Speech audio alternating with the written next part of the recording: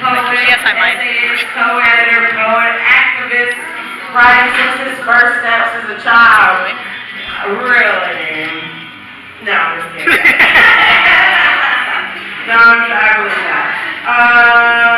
He's been doing this for over 2 decades, writing. 7 years he's been doing this professionally. Like I said, he has open mic poetry. What's your open mic poetry again? First Mondays and fourth Tuesdays. First Mondays are at Nocturne. Fourth Tuesdays are in Barnes & Noble. They're both in Clear Lake.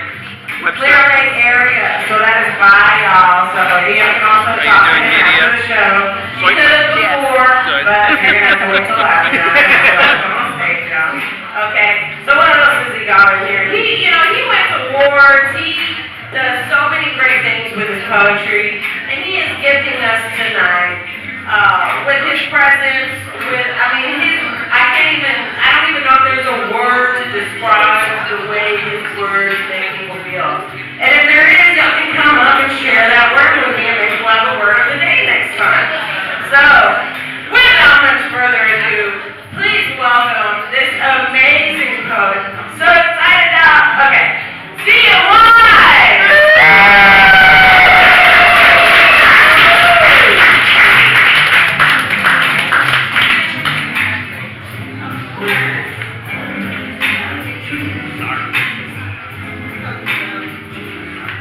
Thank you all so much again for this opportunity. It's great to be here.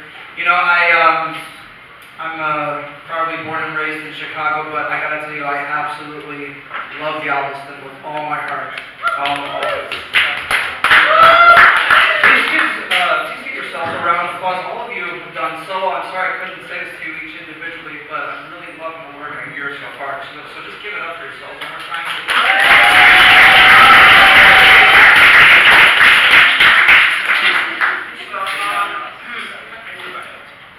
I'm going to start this off with a piece I've read several times before in certain other places, Mod Coffee House included. So there's a little backstory to this. When I was 4 years old, my father came home, and he found me in the living room in front of a roaring fire, which made him extremely angry because we didn't have a fireplace. I'm totally kidding. That wasn't me. That was Victor Borga. Okay, I just found an excuse to say that. All right. So without further ado, laugh. Laugh, laugh, snicker. Got humor? Have jokes will travel. Humor, my greatest ally. I make love to you every day, burying my voice in your euphoric environment. Echoing in barbaric ha-ha tones, a lullaby of chuckles, sent to my loved one. She deserves this after a lifetime of killing tears, lusting after anger suppression, staring at the cobblestone floor. In this one humane body, a laugh attack is necessary. Bittersweet and demented, a quip that is corny. Who cares about the rule of thumb, the total number of guffaws? Losing it alongside you.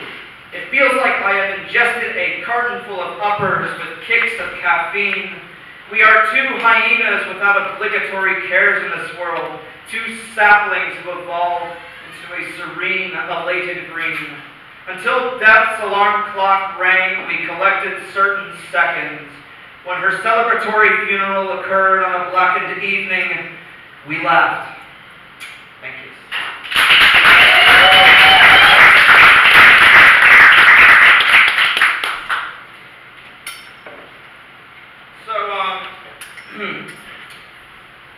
Kids answer these certain questions about romance, dating, marriage, so I'm just going to read one. What is the right age to get married at? Camille, age 10, says, 23 is the best age, because you know the person forever by then. I absolutely love these. When is it okay to kiss someone? Kurt, age 7, says, the law says you have to be 18, so I wouldn't want to mess with that. If you want more, come see me. Oh, goodness gracious, break all my fire. Alright, so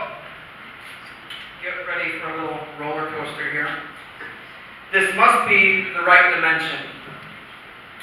Silken spreadsheets, barren wasteland, who are you? Who can this possible being be? Rilke in full-fledged uniform. Chariot awaits her arrival, the horses, dehydrated by a mouth draught, focus on the cubes of sweetness. The new year marches this way, Granny Smiths and honey of flesh. Ah, sensual words tap dance on my neck. Rest of the established acolytes convulse sporadically, for it is their time to protest the immaculate war on education. Peace be with you, son of sons. Kingdom of Oasis Winery, refined and reformed to eligible consumers and hatchling couples. One sip completes their festival of the new dawn. Floodlights, deadlights, lost in dancing clown dimensions. Morning till morning, he has been knighted on this night. Sirens in the war room, communists blocked. They installed a firewall to keep from hidden track changes. Need a helping hand? Just you wait. We have stopped guarding the Allies' gate. Bring thy nourishment or experience thy tickled pink laughter. Colder than the moon, held against a written will. All he carries is his black liquid and recharged quill. Story of articulate life, smart as whips, dumb as they come. Enter, enter! Teaspoon of civilization envies improbable pasts. Thank you.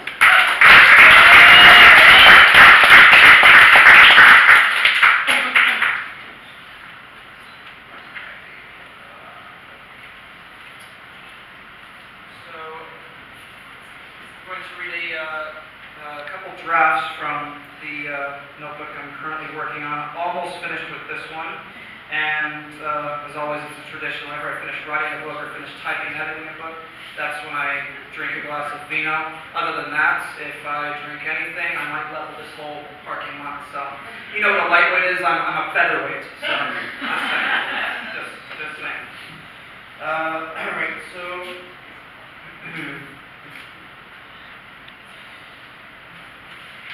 So I didn't know the title for this one. The arts in general. I think we should appreciate it in all its forms, all its styles, everything.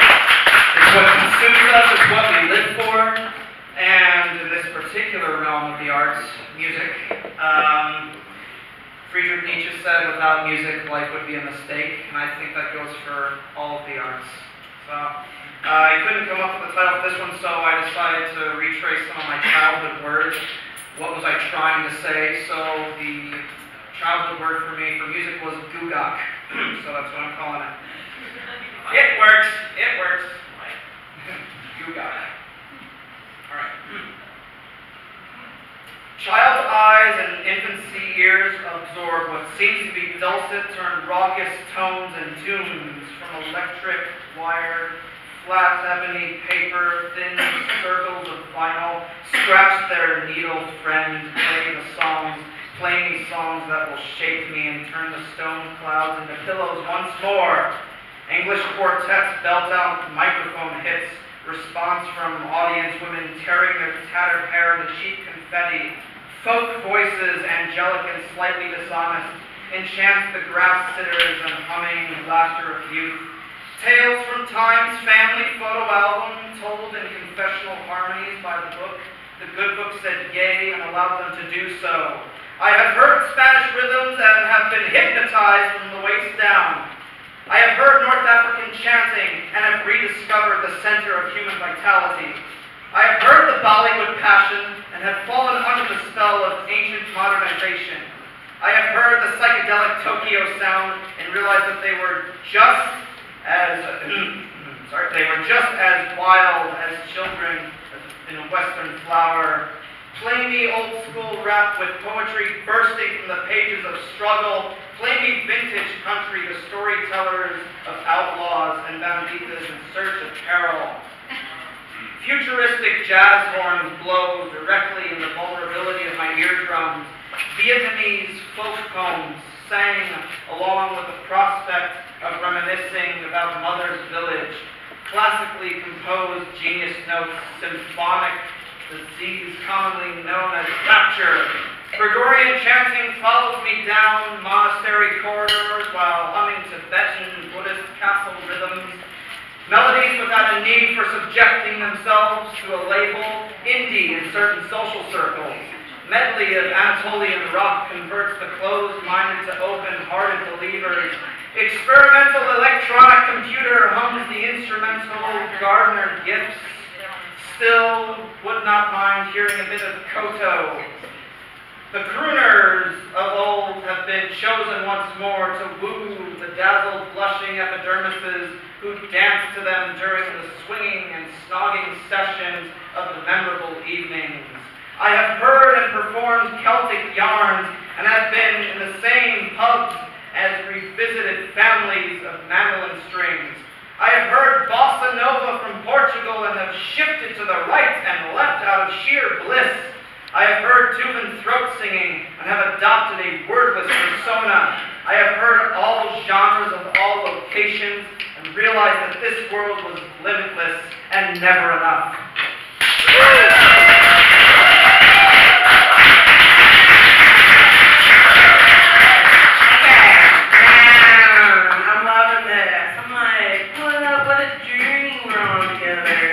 Okay, so there's this quote that keeps this poet going, and it's poetry lives, alright? And for this to live, they must eat.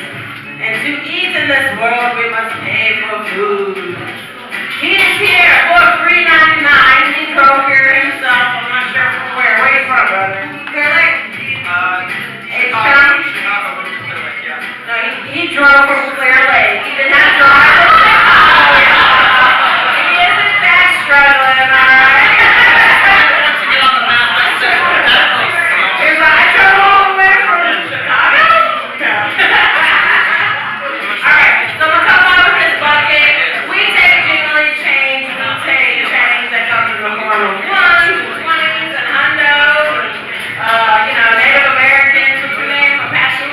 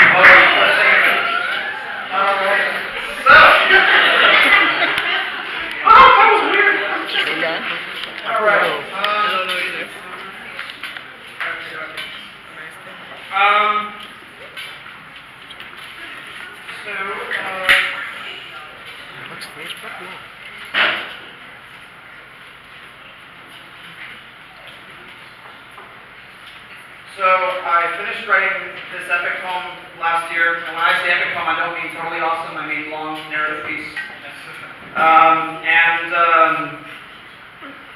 So it's a horror fantasy crossover, but it leans a little more towards horror. And I made sure that there were a lot of role reversals in this one. So in this world that I created, it's the wives who go to war, it's the husbands who stay back to take care of the kids and whatnot, and it's the wives who are the true warriors of this, the only civilized part of this village. I can send you a glossary of A to Z terms for this. It's sort of, I guess you could call it a high universe. Came to me while I was working at a dealership. I have no idea what I was thinking. So. And so it's just, this piece of it is just called Wives. Who could keep a home of habits? Who could keep a home of normalcy? Who could mend the tension? who could tend to the ankle of tendencies. O children, saith, Papa's in the yard, crying in the grass. Why do his tears stain on the ground? Responding with tact, the Papa saith, Mom has gone off to war, that foot soldier smile, her eyes of valor, her teeth of battle, bore us a family, loyal wolves who drive the evening, riding horses with golden saddles. O men of Ankar, the city, remove your headwear, let the sun bleach the blackest hearts. What say ye? What oath did ye take? Goddess bless the wives, the central hearts, holders of the blood-stained swords. Lady of Ankar, bless the wives, warriors to the bitter end, their victories conquer said words. All the glory of the screams, an absentee husband strolls to bed, half of his life away it flew, to face the carnage, kiss freedom, and damn the dead. O children, say it, Papa's under the sheets, crying in his pillow. Why does the water flow from his eyes? Responding with truth, the Papa saith, Mom has taken enemies head on, that determination roar, her eyes of glass, her tongue of promise. She commanded us to stay put until the fires died. I was her hero and she was mine, a vow signed and sealed in a faithful kiss. O men of Ankar, repeat from the rooftops and mean it. Let the skies look you over and judge you blue. What say ye? What oath did you take? Goddess bless the wives, the angelic signals, miracles beyond divinity. Lady of Ankar, bless the wives, true fighters to the core, the ones who preserve the keys to infinity.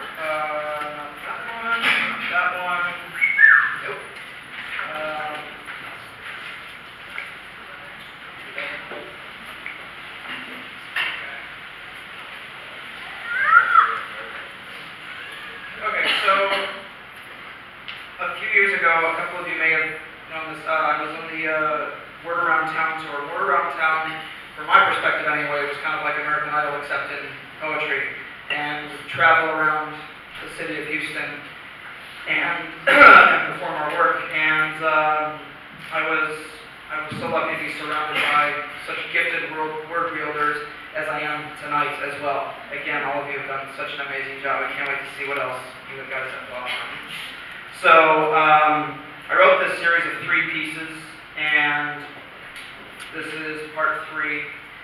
And forgive me, it's a bit lengthy, but we're going to get through this together, I promise. Accidental Purposes, part 3, Love's Perpetual Reign. And if you don't know me already, I'm a sap. Teach me your ways, O mistress of misled mystery. How do I cloud my own past and present without walking straight into a nightmarish field of peril? Forget all tension stirring in your inner being. Do not overanalyze. For once, do not even utter a single syllable. Relax, my dear, and love will show us how. Hark! The celestial voice hath spoken. Courageous cats of the cellar. Bliss is on the other side when Gaia's work takes its course. Your tantalizing heart has the beat, the rhythm, the melody, the lyrics like a fresh song. Oh, my good goddess, I could dance to this tune for the rest of my life. Care to join me in our first waltz, blushing pink rose girl? Our bodies breathe in the method of love. What the world needs now is love. Do not forget this soul-gasmic word, love. Can you feel it under your breath tonight? Can you feel its prism-like presence floating gently towards the candidate you have your eye on? What the world needs now is love, harmony, camaraderie, your stable smile, your luxurious lips, and your voracious voice. Turn this light bulb all the way on, run up the electric bill, and spread this good word to your neighbor, your master, your sobriety, your nobility, your only grain of salt with the word of love. The word of love, the game of love, the symbol of love, the power of love, the song of love, the poem of love, the dance of love, the kiss of love, the touch of love, the ever fruitful union of love. We don't need no Merriam-Webster definition. We just need a vow, a promise, a confirmation. We just need a prayer, a miracle, and an entrance to love itself. Your love holds no limits, no laws, no corny justification for the gestating cynics of Pandora's box. Your love reveals your inner mind, your inner senses, your inner beauty, which matters just as much as an external shell. Your love is a once-in-a-lifetime opportunity, an infantile flower, a privilege and an honor to be with you. Your love climbs hills of hilarity, mountains of madness, ladders of lurking lakes, walls of waterworks, and dimensions of delusion. Your love reminds me of a siren song. Time ceases everywhere. Stampedes rumble and cause the earthly vibrations that happen between the sheets. Your love, like a flask of fermented grapes, doth not disturb the sweetness that is preserved. Dominance preludes to guilt, but on occasion eludes holy fantasies. Your love cannot replace our brightest star, our fretting moon, our beast with two backs. Your love drives away a monsoon, clears away a mist, melts away a blizzard, liquefies a wildfire, and shakes back an earthquake. I would live for you. I would call upon the fates for you. I would set the sun for you. I would bring the moon to you. I would balance the chances for you. I would change my name for you. I would marvel at stones for you. I would cross a line for you.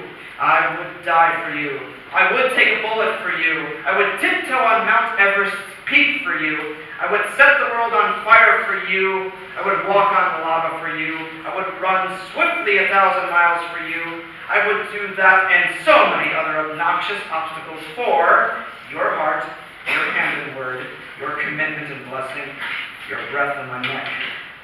I live in and for the state of euphoria. I live for the end of night terrors. I live for the thrill of the future. I live for the hard times. I live for the paid-off minutes. I live for life's next day. I live for tomorrow because you are there, waking up beside me. I live for you. I live for. I live.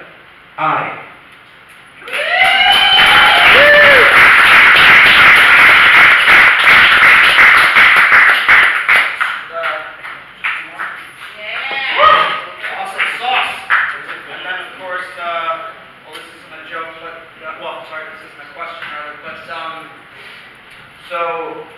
Not sure if these quotes are true, but I wouldn't be surprised. Lady of Store said to Winston Churchill, "Sir, if you were my husband, I would poison your drink." Winston Churchill said, "Madam, if you were my wife, I'd drink it."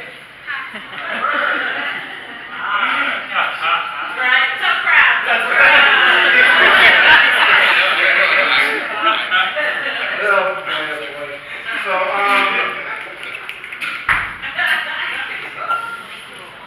No, it's alright. I'm going to go paint my tongue back after this.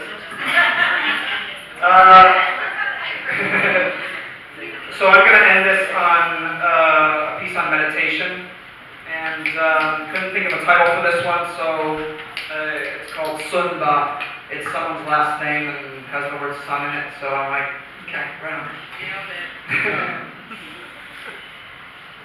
Out of mind after 20-minute meditation span spent in the dim carpeted room, with one pane of glass scenery peering at outside life looking in. Pretzel-legged on the ebony half-sphere pillow, the eldest mantra has returned to be declared repeatedly until awakened from the temporary cocoon.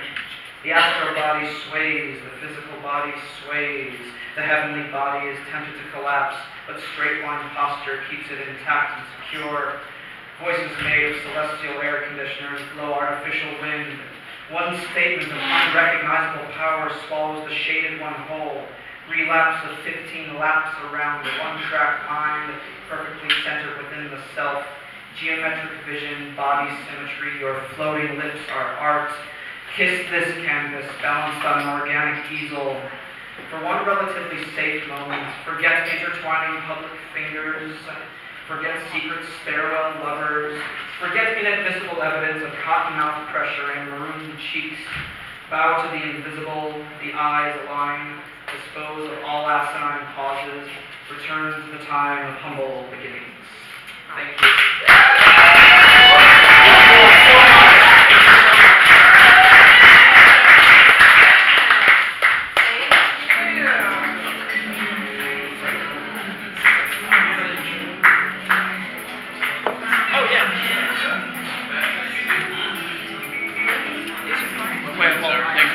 All right, so